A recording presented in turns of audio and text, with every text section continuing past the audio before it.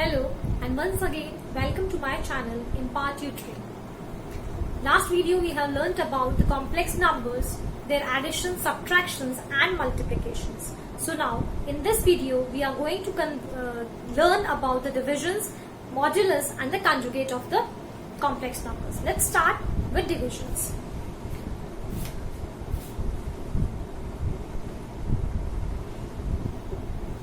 So when we talk about the divisions of the complex number, again, as you might have learned by this time, that complex numbers are not so difficult to deal with. So, how are these complex numbers divided? Let's suppose Z1 is A plus iota B, Z2 is C plus iota D, and Z1 by Z2 I have to do. So, what will I do? It means A plus iota B is to be divided by C plus iota D. And you know very well that in this case, what do? We actually take the minus of it, of the imaginary part, and then we multiply.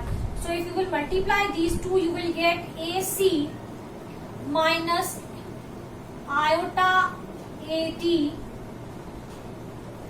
plus iota BC minus iota square BD, and here you will get C square plus D square. As you know that A plus iota B into A minus iota D gives you A square plus B square. Understood? So if you separate out the terms, you'll get AC. Iota square gives you minus 1. As you know, iota square is minus 1. So minus minus gives you plus. So here you will get the first term, and I am separating it because I have to express the divisional part, the quotient also in the form of a complex number only. So this real part I have separated, and now the imaginary part. So imaginary part iota BC minus AD by C square plus D square. This is how the complex numbers are to be divided.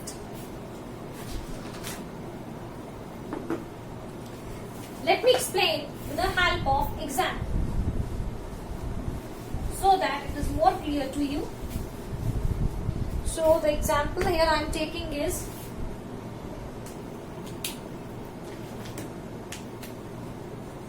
Z1 is given 3 plus 4 iota, Z2 is given 5 minus 6 iota, and if we have to divide both of them, so 4 iota by 5 minus 6 iota, and you know that we have to multiply it by the opposite sign, and as I told you just now, so you can multiply 5 3s are 15 plus 18i plus 20i plus 24i square by 25 plus 36. Okay, so now you can check on iota square will give you minus 1, so minus 24 and plus 15, that gives you minus 9. So minus 9, and if you add these two you will get plus 61, and here adding these two you get plus 38 iota by 61. So this is how the division has to be done. Now let's deal with the integral powers of the complex number. Integral powers means if there are many powers placed on the complex numbers, then how we are going to calculate the values. So integral part is like if z to the power 1 is given, it means a z. If z square is given, it means z into z, you know that much. If z cube is given, it means z square to be multiplied by a z, and so on. So these are the integral powers of complex numbers. That means square means 2 times you have to multiply, cube is given, that means 3 times you have to multiply, 4 times, that is the same thing that you have done in your algebraic expressions. So nothing very difficult here, and if the powers are negative like z to the power minus 1, it means 1 by z. If it is z to the power minus 2, it means 1 by z square. Z to the power minus 3 means 1 by z cube, and so on. So simple things are given here. Then let's see the powers of I. Most important one, because in the calculations you are going to use these. So there are powers of iota. How are we going to use the powers of iota? Have a look. If iota power 0 is given, that means undoubtedly it will be 1. By the law of exponent also you know this thing. Secondly, if it is iota to the power 1, it will be only iota. Okay.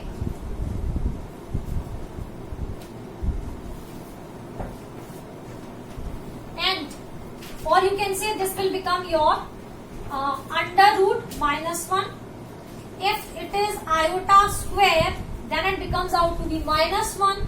If it is iota cube, it means I square to be multiplied by iota. If it is if it is iota raised to the power 4, it means iota square into iota square. So you can split the powers in this way, because we only have one value that we are going to use, that is iota square is equals to minus 1. So whatever remaining powers are given of the iota, you need to split them in this form so as to put the value of iota square. That is important here. Similarly, you can go for the negative powers also. So how do you split? That is only the important thing. Similarly, suppose if there is given minus a, what does this mean? It means that I can write it like this. And minus 1 under root, you know what it represents? It represents iota. So I can say that it is a iota. In that way I can say. Then identities are also given there. It also has the identities. And let me mention, we are not writing any of the identities here, because these identities are all similar.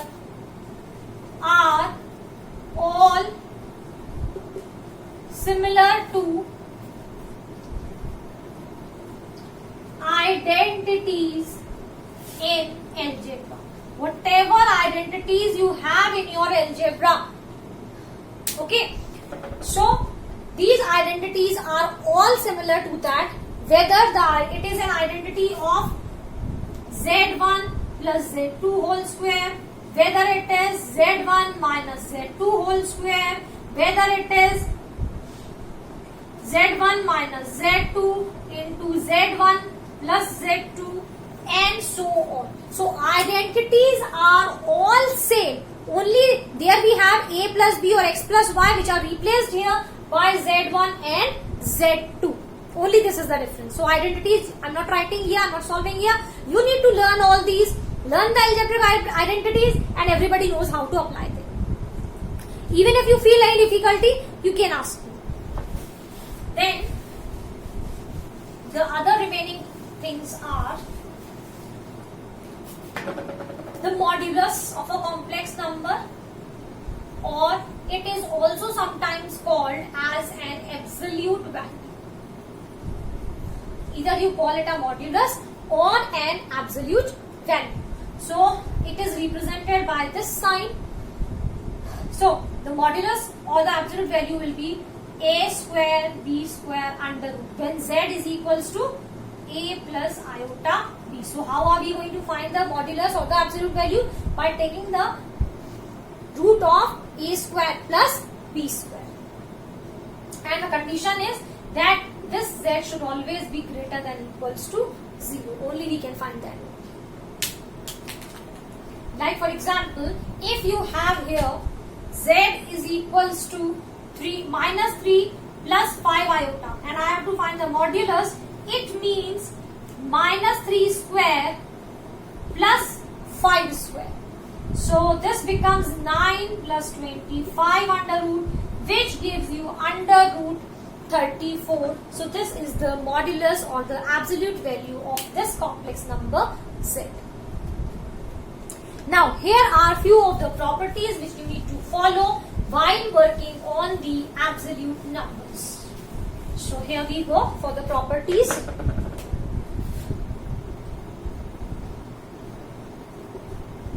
The first property is, if there is a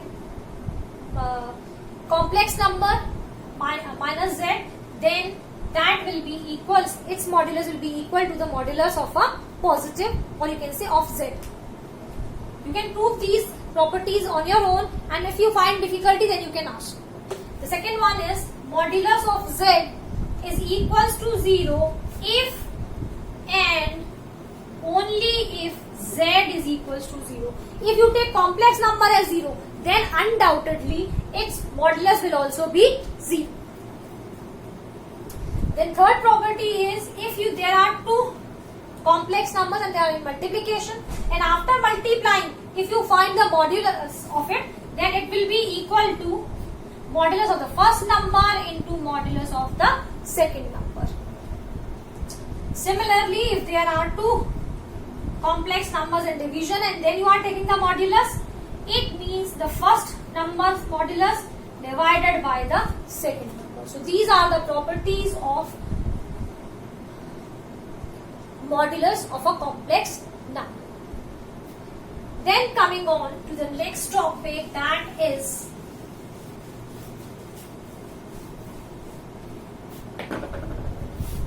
conjugate of complex numbers. Now what are conjugate of complex numbers? So I'm just mentioning here, it basically has, it is a number with an equal real part and equal imaginary part in magnitude, but opposite in sign. Like if there is a complex number a plus iota b, then conjugate we represent like this, z bar, then it will be a minus iota b, because the definition says any such number जो अपने real part के real part equal है, imaginary part का imaginary part equal है, लेकिन imaginary part में sign क्या हो जाएगा, चेंज हो जाएगा, then it will become a conjugate number of that complex number. So this is a conjugate number. Here only you have to change the sign. अब इसके भी कुछ प्रॉपर्टीज हैं, so let's have a look to the properties of conjugate of complex numbers. So dealing with the properties, the first one is, if you take a conjugate of a number and then again get the conjugate, so you'll get the same number. Second one says z1 plus z2, z1 plus z2, take the conjugate of this, so it's equal to the conjugate of z1 plus the conjugate of z2. Third one says, if difference of two complex numbers are taken and then we take the conjugate of it, so it will be equal to conjugate of the first number minus the conjugate of the second number. Similarly, for the multiplication, if the numbers are multiplied and then the conjugate is taken, so it will be similar to the conjugate of both the numbers. Similarly, for the case of division also, that first they are divided and then the conjugate is taken, is similar to the conjugate of both the numbers and then they are divided. And then finally we have, if we multiply a number by its conjugate, then what do we get is the modulus of the number z and its square. And the last property says here that if you take negative of it, then it will turn out to be z conjugate by z square. So these are the properties of the conjugates of complex numbers. Proving these properties is quite simple. Even if you feel any difficulty, you can ask me through comment box, and I hope these videos are going to help you to learn the concept of complex numbers. See you in the next video with a new topic. Till then, stay tuned with the channel and Part Tutoring. Like, share and subscribe and enjoy learning.